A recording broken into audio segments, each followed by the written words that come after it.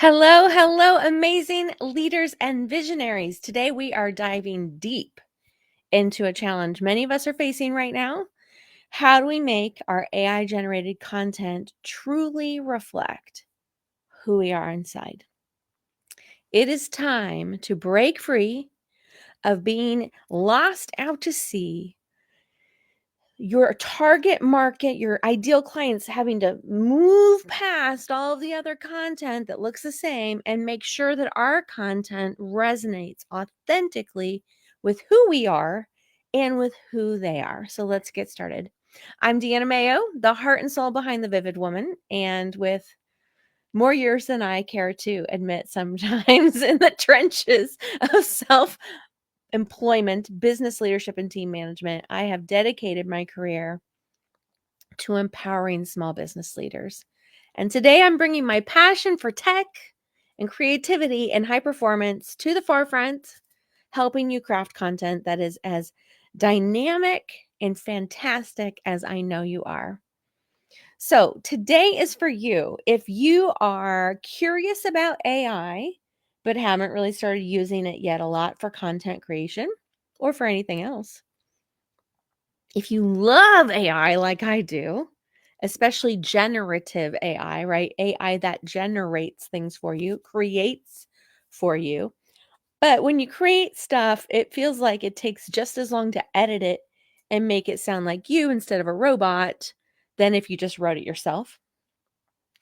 If you have ever written your content from scratch and you pour your heart and your soul into it, but it feels like it's just blending in with the rest unnoticed. It doesn't get enough clicks. It doesn't get enough likes. It doesn't get enough comments, enough leads, enough sales. If you've tried following all the best practices for your content and yet your voice doesn't seem to be there, if you've ever found yourself editing, re-editing, editing while you write, writing while you edit your AI generated stuff because it just includes words and phrases that aren't like you, like, have you ever noticed how a lot of email messages now start with, I hope this email finds you well. I hope this message finds you well. That's because it was written by ChatGPT and no one bothered to customize it. Ultimately, if you're ready to take your online content to the next level and you want to see it infused with your unique self, every piece of something that you write needs to reflect you if you are the face of your business, or it needs to reflect your brand's voice if you are not the face of it. Well, you are in the right place. So, in preparing for today, I really got to thinking about what is the problem. Yeah. And the problem is that the world is overflowing with content.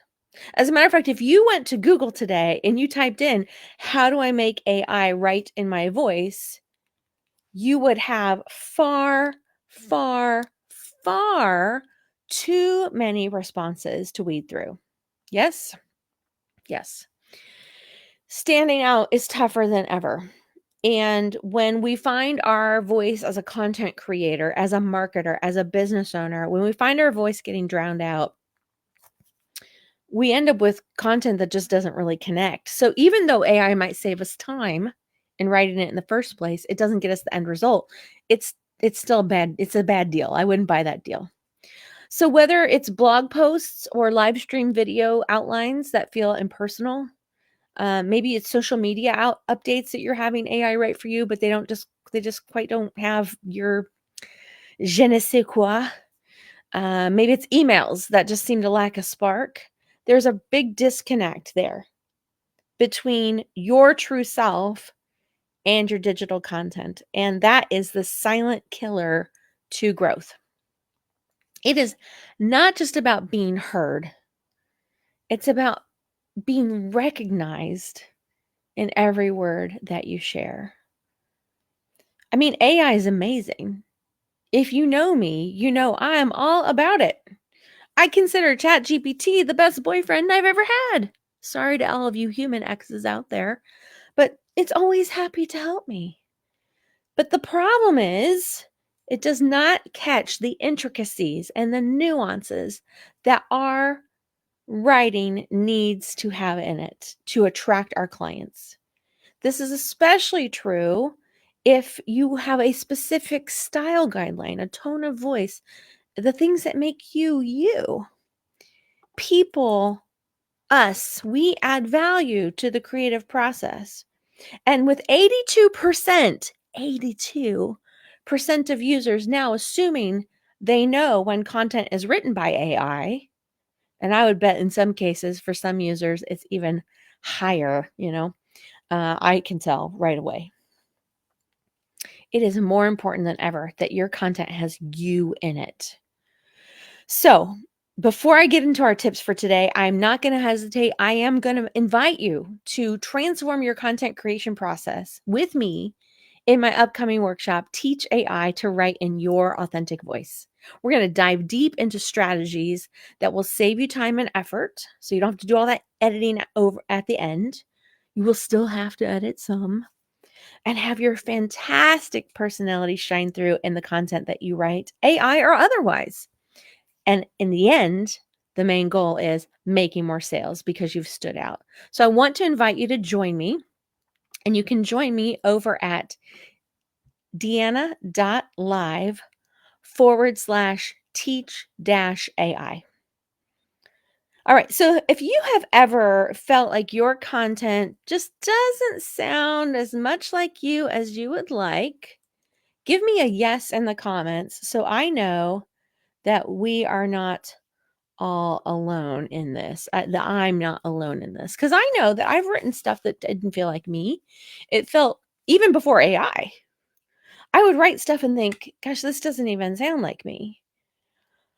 And really, if I'm totally transparent, up until about 3 years ago when I started using AI, I had what I would describe as often crippling writer's block. You know, that the cursor would be flashing on the screen on that blank page in Google Docs or Microsoft Word or Pages, whatever I was using on the day. And it would scream, "You're not writing, you're not writing, you're not writing." And I would often go to mastermind sessions with my friends and colleagues that I mastermind with, especially my bestie, Jeannie. Jeannie, if you're out there, what's up? And I would say, I don't know what to say here. And everything I would write would be really high level, and I wasn't getting down deep into the emotions of it all. And all that changed with AI because it gets me started, right? So just imagine for a moment what I have been experiencing now, content that really has my genuine voice infused in it. Like, close your eyes, imagine for a moment that what you write with AI or otherwise feels like you. Someone reads it and goes, yep, that's insert your name here, right? And what can happen from that then? We have a deeper connection with our audience. They feel a stronger bond with us as if they're getting to know the real us, because they are, right? People buy us as much as they buy the solutions we provide, maybe even more. I know there are certainly people that I have worked with, mentors, coaches, trainers, and they put out an offer and I buy it, even though I might not necessarily need it right then, because I know the quality of what they do and I trust them. And that's the next thing that's going to happen. You're going to have so much more trust. When you are authentic and your content drips with that, you have a more engaged and loyal community of people who are ready to be in your world. The next thing that tends to happen is, I'm sometimes loud.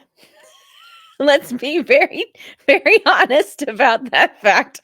I am sometimes loud. Standing out isn't about being loud. It's about being uniquely you and allowing people to have enough experience of you where you're not forgettable, right? You've taken a stand. Your content doesn't sound like a robot, which can happen with AI generated content, right?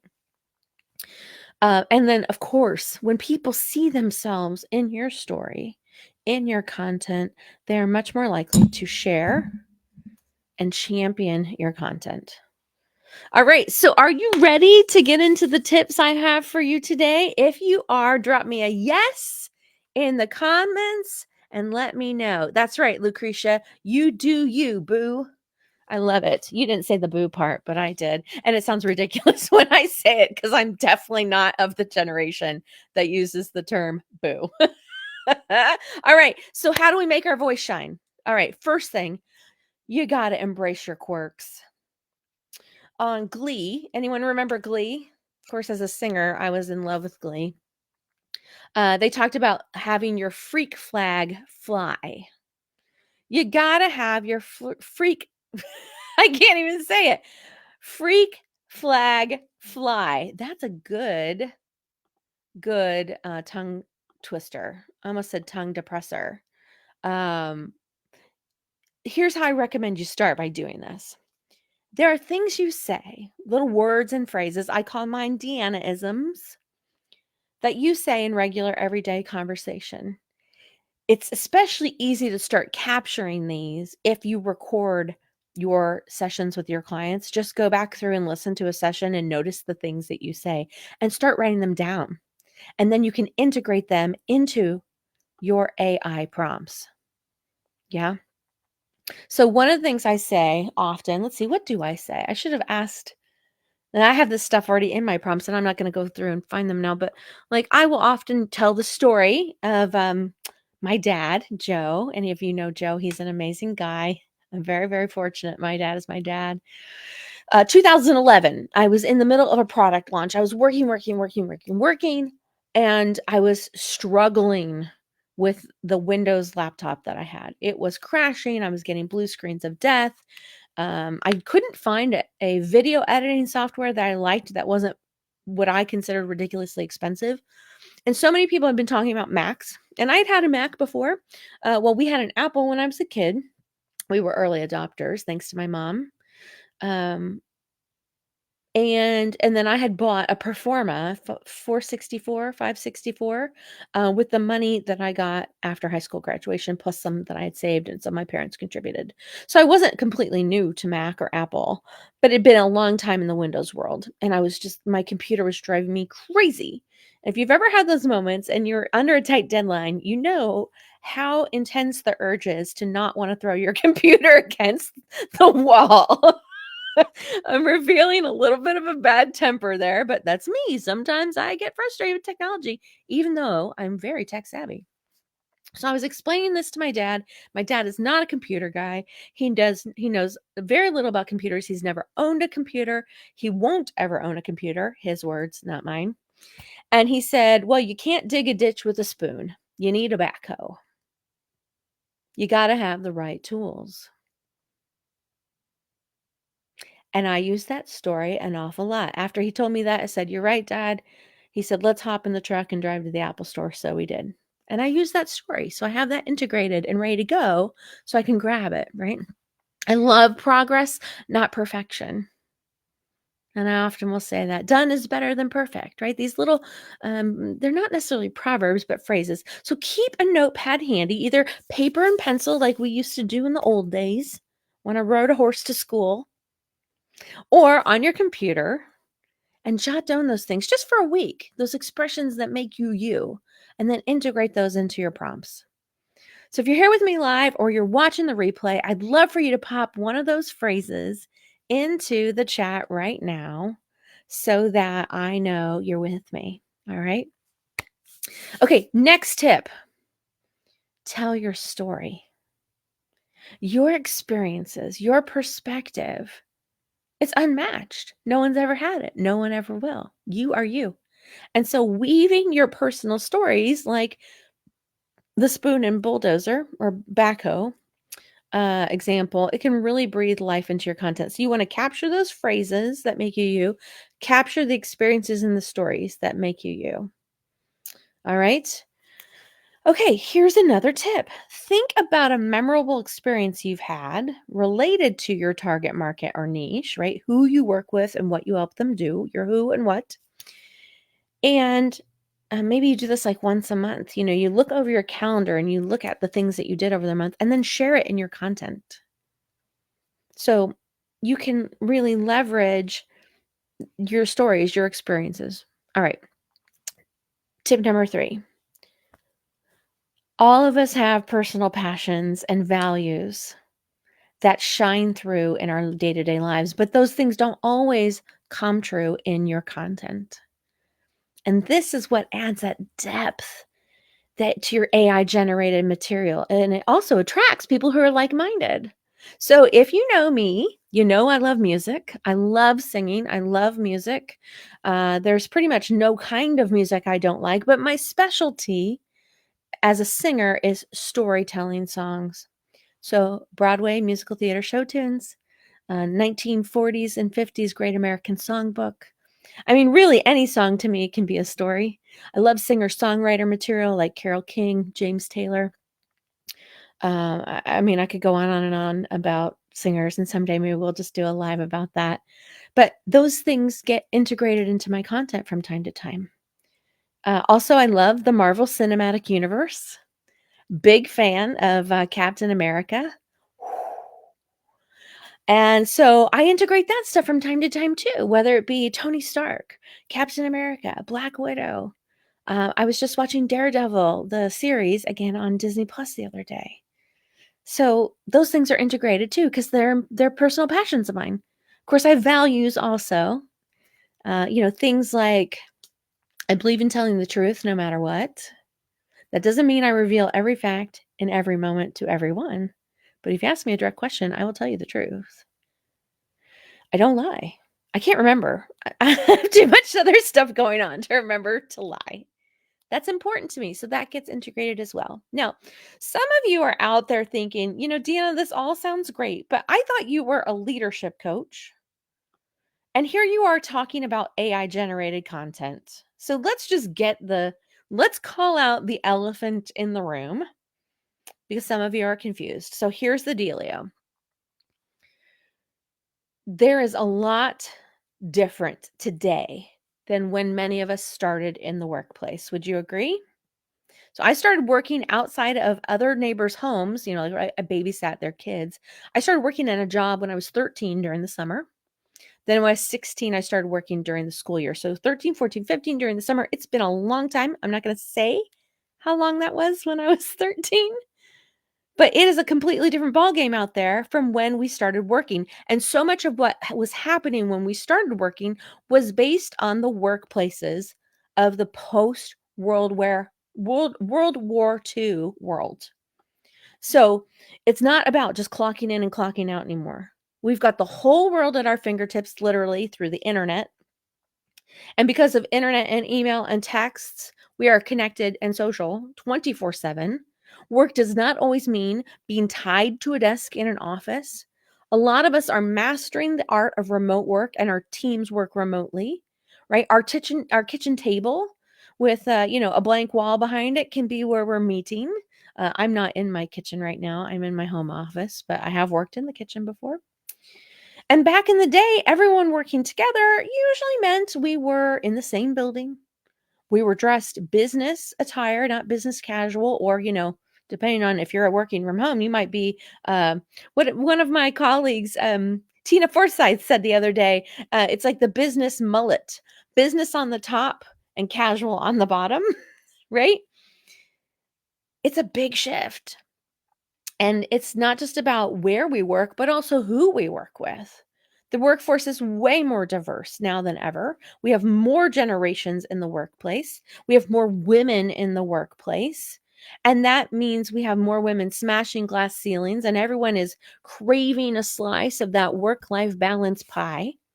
And it's not just a paycheck, it's also about loving what you do and still having time to binge watch your favorite series or your favorite movie again. Like I just watched Tangled again last night. It was awesome. So, what does this have to do? Well, I think this new way of leading, I'm calling it modern leadership for lack of something better, is also about getting savvy with what is available to us today faster and capitalizing it like AI to make everything run smoother and smarter. We save precious time for our really big leadership and strategic moves. Talking about AI and content creation is basically me showing you how to be that all-in leader and team builder, making sure we're using every tool in our toolkit especially the high-tech, shiny ones, so that we can build incredible teams, bump up our profits without breaking a sweat. And here's the kicker. I'm going to take a sip because I'm getting on a soapbox roll here. It's not just about us getting smart with AI. It's about bringing our teams into the future with us. Good leadership means passing on these cool tips and tricks to them. And by weaving AI into our teams day to day, we're not just making things more efficient, though that is a wonderful benefit.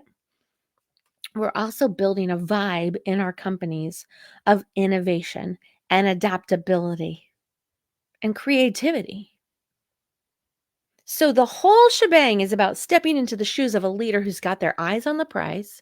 We're creating spaces where our teams can really shine, whether that team is employees or freelancers, virtual assistants, interns, contractors, whatever you call them. If they work for you in some capacity, they are on your team. And when we can work smoother, when we can boost creativity, when we can really use the time we have available wisely, because we only get 168 hours a week, period, we can see some really amazing results.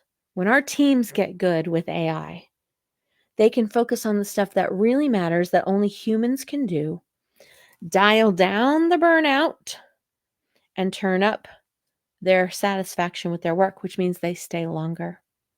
And a retained team is so incredibly valuable.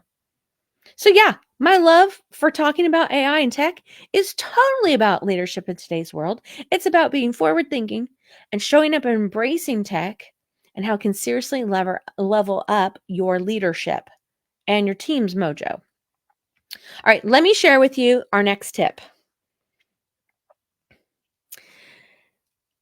Use AI for drafts, not final copies. I know how easy it is when you're in the middle of it, right? Using AI as a tool for generating first drafts rather than final copies is going to allow you to infuse your drafts with anecdotes, industry insights, personal reflections before you publish.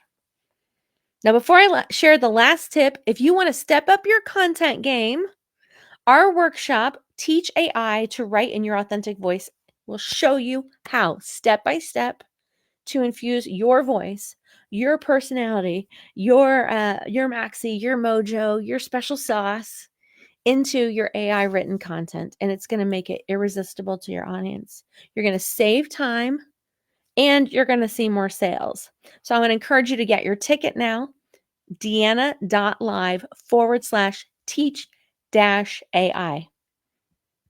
Not only are you going to get a ticket to the live training, but you're also going to get lifetime access to the replay so you can absorb over and over and over again, because we know we don't learn something 100% the first time.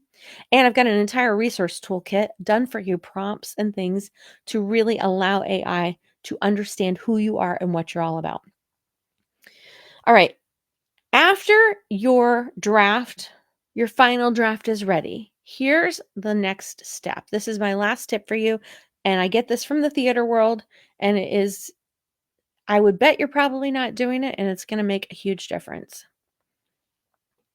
And that is reading your content out loud as a final check for authenticity.